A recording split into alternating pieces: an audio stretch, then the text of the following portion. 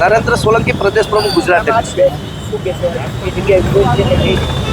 ખાસ કરીને જે એનટીએ દ્વારા નીટની પરીક્ષા લેવાની હતી, આ નીટની પરીક્ષામાં પહેલેથી જ ક્યાંક ને ક્યાંક આશંકાઓ અને ગેરરીતિ મોટા પ્રમાણમાં થઈ હોય એ સમગ્ર દેશમાં એક મામલો ચર્ચિત બન્યો હતો અને એના પુરાવા પણ ક્યાંક ને ક્યાંક સુપ્રીમ કોર્ટમાં આપવામાં આવ્યા હતા. એ પછી સુપ્રીમ કોર્ટ દ્વારા સીબીઆઈ તપાસ પણ કરાવવામાં આવી અને ખાસ કરીને સુપ્રીમ કોર્ટે પણ કીધું હતું કે ભાઈ આમાં ક્યાંક ને ક્યાંક ગેરરીતિ થઈ છે.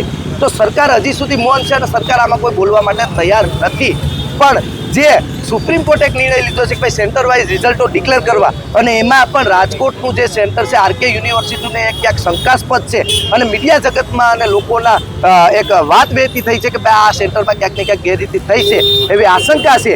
એટલા માટે અમે એક સીબીઆઈ જાંચની આરકે યુનિવર્સિટી ઉપર માંગ કરીએ છીએ અને જેટલા સેન્ટરો ઉપર આ પ્રકારના જે શંકાસ્પદ લાગી રહ્યું હોય એમાં સીબીઆઈની જાંચ થવી જોઈએ અને એનટીએ ભ્રષ્ટાચારથી ભરેલું એક સેન્ટર છે તે એનટીએને ખરેખર બેન કરવી જોઈએ એવી એનએસયુની. આજે કયા પ્રકારનો કાર્યક્રમ? આજે જ્વલંત અને આક્રમક કાર્યક્રમ છે જે થયા પછી મીડિયાના માધ્યમથી ખબર પડશે. કોટેજ ચોખ્ખા.